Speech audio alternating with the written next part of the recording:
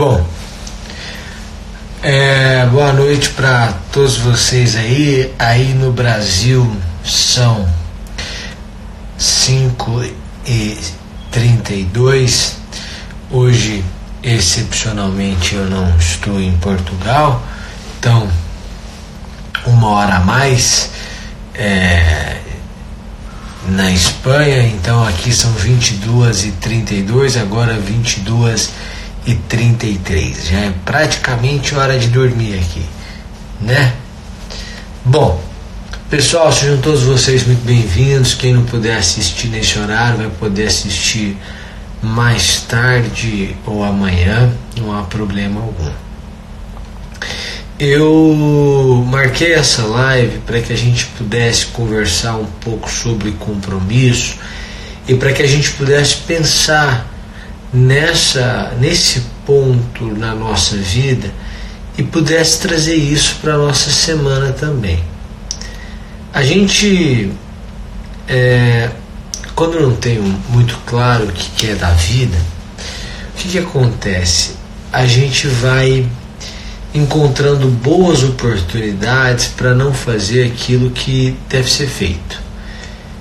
Então, mais ou menos assim, se você não tem muito claro o caminho que você quer trilhar, qualquer proposta é uma boa proposta, porque qualquer proposta, em tese, traz algum progresso.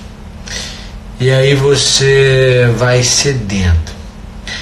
Por que eu estou dizendo isso? Porque o compromisso é um pacto. E todo pacto pressupõe um objeto. Você que é do direito deve se recordar ou deve saber dos elementos essenciais de um contrato, de um negócio jurídico. E entre eles há um objeto. O objeto do contrato, o objeto do pacto, o objeto do compromisso. Eu vejo muita gente falando de compromisso, de pacto, de disciplina, que nada mais é do que fidelidade ao compromisso firmado, observância do cronograma, pegar uma água aqui, observância do cronograma, etc e tal, mas eu não vejo, nossa, não abre a água agora, abriu, mas eu não vejo as pessoas discutindo sobre o objeto do compromisso. O que na verdade elas pretendem. E essa falta de objeto faz com que falte um elemento essencial desse compromisso, que é o objeto do compromisso. Eu vejo gente dizendo assim: professor, eu estou estudando, aí eu estou estudando para delegado, mas abri o concurso de servidor da secretaria de não sei onde, e também abriu o de juiz do TJ Lagoas, e eu estou pretendendo prestar os dois. Como é que eu concilio? Isso é um pouco de falta de objeto. Estudar, gente, não é um fim em si mesmo. Mesmo quando você pega algumas pessoas ou filósofos, quando você pega São Tomás de Aquino, quando você pega mesmo os filósofos contemporâneos, o estudo tem por objetivo, por exemplo, a reflexão, o conhecimento, a causa daquilo que se vê, o que gera, o que movimenta, o que conduz a esses passos. O estudo não é um fim em si mesmo, porque se o estudo fosse um fim em si mesmo, você entraria na livraria e compraria um livro de física e leria o livro de física e depois leria ou iria ler um livro de direito penal. O estudo não é um fim em si mesmo. o estudo é instrumento. E aí a gente começa a pensar como é que eu posso ter compromisso com os meus estudos se eu não sei para onde vou.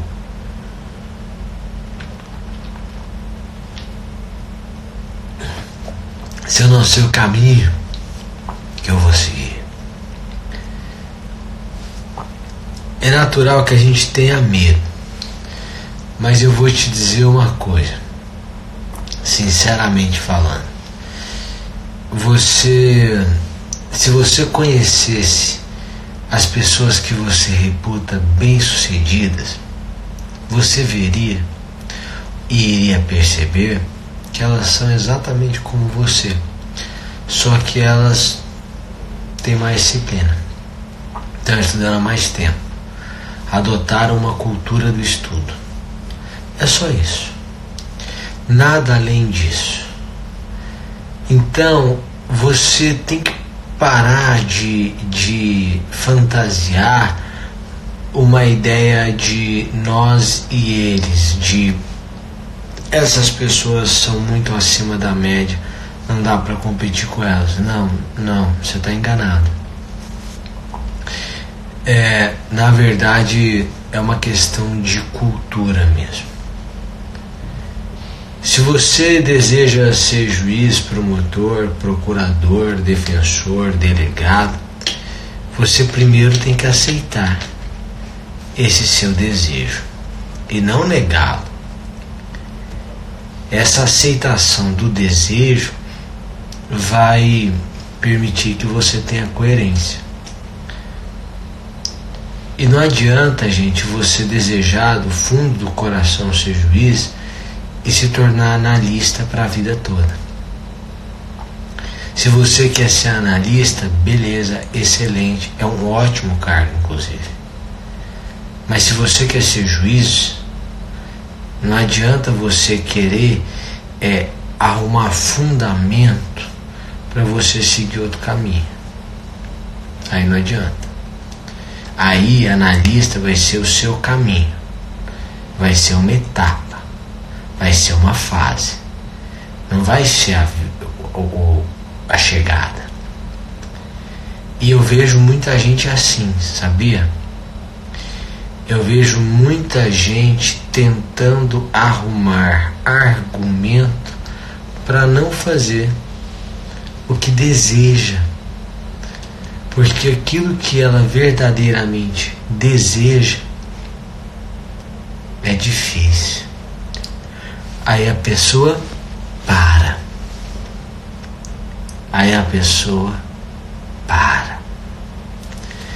Deixa eu te fazer uma pergunta e você não precisa responder aqui não. Essa pergunta você responde para você mesmo. Se não existissem dificuldades, o que você gostaria de fazer? Se você pudesse dormir hoje e acordar amanhã com alguma atividade, que atividade seria? Machado de Assis diz que dormir é o modo interino de morrer, né? O sujeito morre por 6, 7, 8 horas, depois ele levanta, ou se levanta. Mas esqueça a dificuldade, esqueça o medo, esqueça os obstáculos e responda para você. Se você pudesse escolher uma profissão, uma atividade, qual seria? Depois de chegar a essa conclusão, você tem que começar a aceitar isso. Isso é respeito consigo mesmo. Caetano diz assim: respeito muito as minhas lágrimas, mas mais ainda o meu sorriso. Então é preciso respeitar o seu sofrimento e também é preciso respeitar aquilo que te alegra, que te impulsiona, que te empolga, que entusiasma. Entusiasmo é uma palavra grega que quer dizer Deus em nós. O sujeito entusiasmado é capaz de fazer qualquer coisa, porque há uma potencialidade divina que se manifesta nele. Então, depois dessa descoberta, é hora da gente começar a pensar em qual vai ser o nosso compromisso. Você tem pressa de quê? Essa sua pressa está conduzindo você a que lugar? Qual lugar?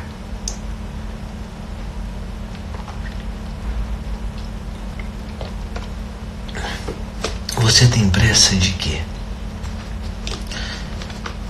Você tem pressa para quê? Não foi essa a sua pressa que tornou mais longos os caminhos?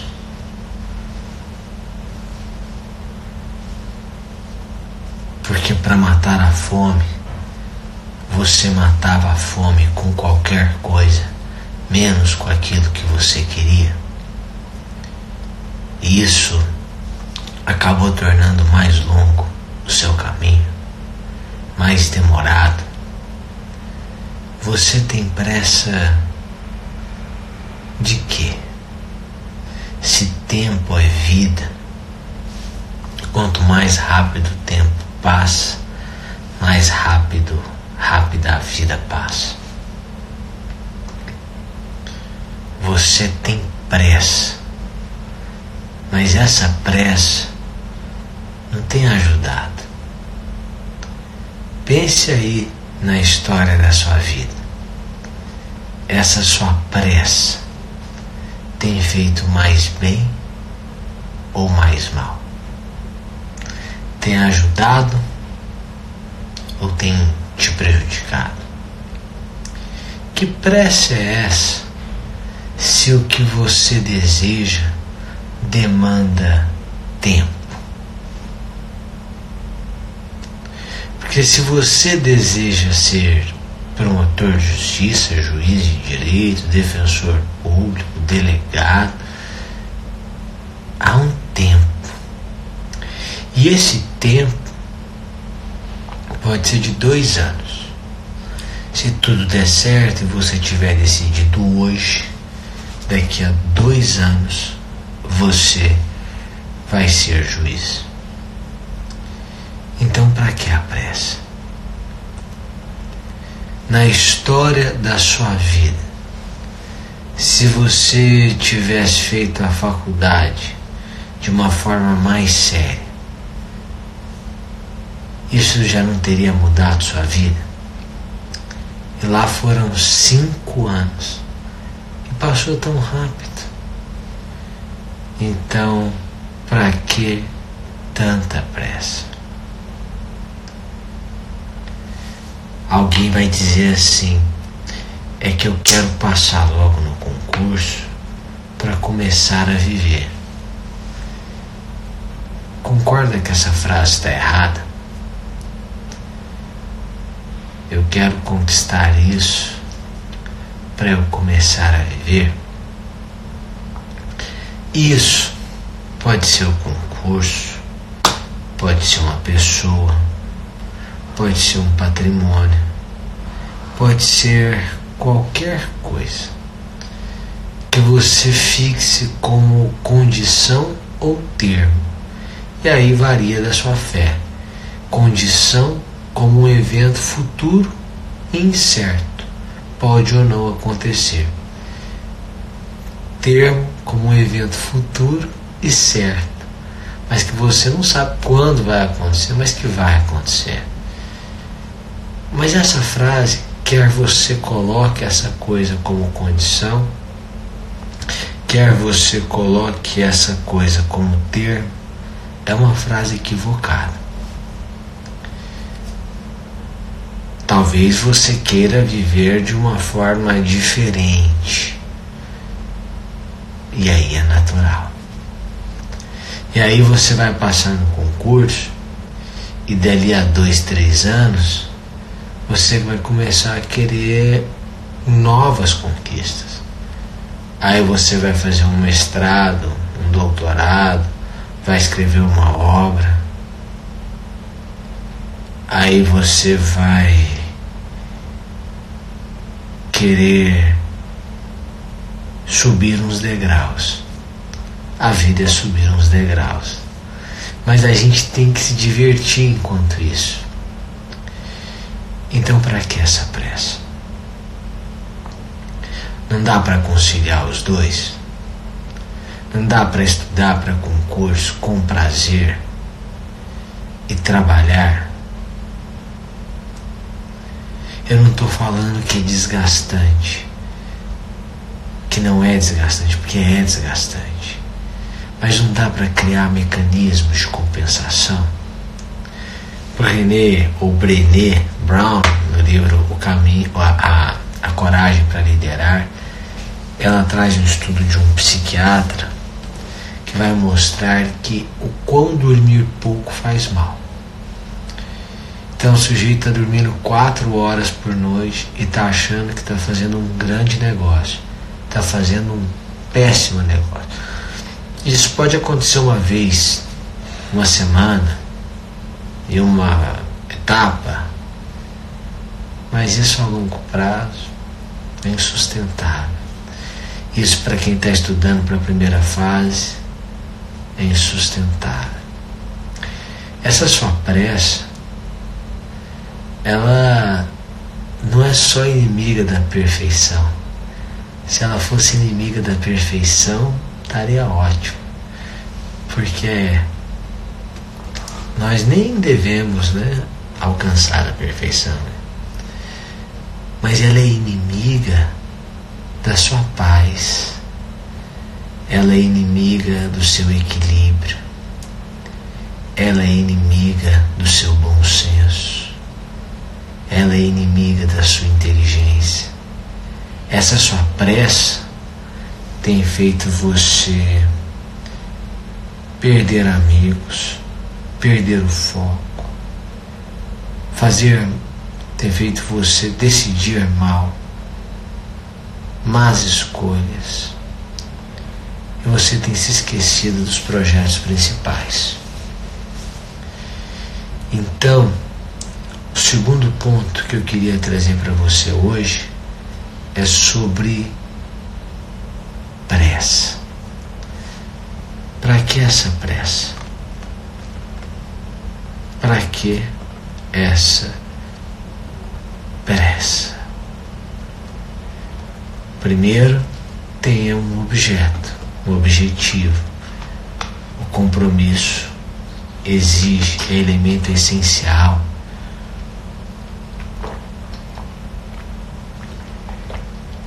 Depois, não tenha pressa. Não tenha pressa. Não tenha pressa. Se você optar pelo caminho errado, depois você tem que voltar, trilhar de novo e as coisas ficam mais lentas. É a história do sujeito que queria ser juiz, então ele foi advogar 3 anos. Depois já tinha prática, vamos supor. Aí ele começou a estudar, aí depois parou, foi advogar 3 anos.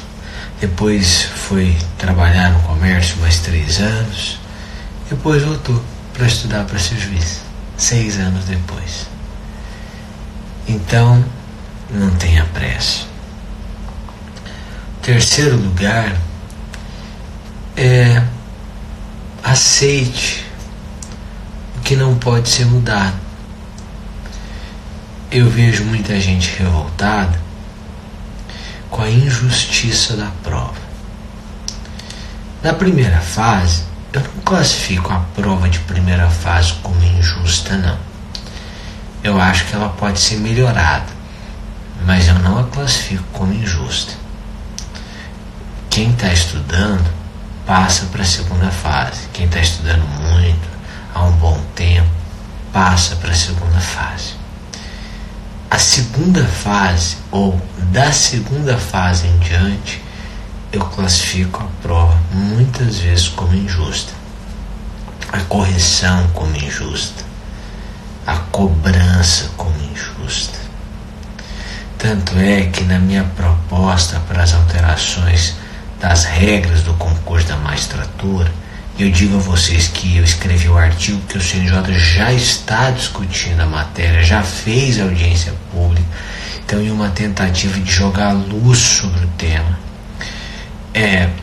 eu disse assim que o ideal seria que as cobranças fossem de temas ou de teorias adotadas pelo nosso ordenamento ou pela nossa jurisprudência, porque eu não gostaria de ver o candidato tendo que adivinhar qual é a teoria adotada pelo examinador, qual é o entendimento do examinador, qual é a tese de doutorado do examinador.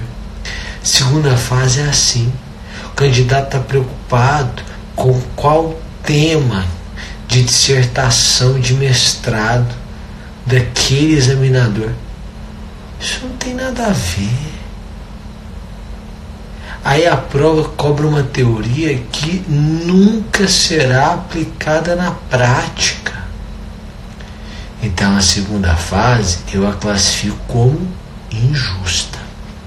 Muitas vezes injusta. Mas dá pra gente mudar agora? Você vai fazer a prova agora, daqui a 1 mês, daqui a 2 meses, daqui a 4 meses? Não dá. Então a gente tem que aceitar nesse momento. A gente pode brigar para mudar isso e essas coisas demoram a mudar. Mas enquanto elas não mudarem, essa é a regra do jogo. Você pode lutar para que as regras sejam alteradas, mas isso é fora do campo. Quando você estiver dentro do campo jogando, tem que seguir as regras do jogo. Então, gente, tem que ter um objeto, não pode ter pressa e tem que aceitar as regras do jogo quando você estiver jogando. Essa revolta não vai mudar a regra agora. Pode mudar no futuro, mas só a prova é agora. Então você pode brigar pela mudança, mas tem que aceitar a regra. E aí eu gostaria de trazer para você, para esta sua semana, desse Ser Persista que a gente faz, uma ideia muito clara, que é a ideia de mudança, de aceitação, de compromisso. Eu gostaria que você hoje, antes de dormir, reservasse um tempo para você pensar qual é o seu desejo de verdade. Como é que você se vê daqui a um tempo? Em segundo lugar, eu quero pedir a você que você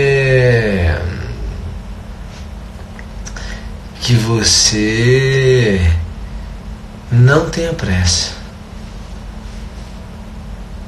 Em terceiro lugar, que você aceite essas regras do jogo e vá para vencer segundo as regras do jogo. Pode gastar um tempo hoje pensando no que você quer ser. Basta imaginar o que você gostaria de ser se a vida não trouxesse dificuldades. Pessoal, é isso. Muito obrigado. Uma ótima noite para vocês. Uma ótima semana e a gente vai aparecendo. Um grande abraço. Tchau, tchau.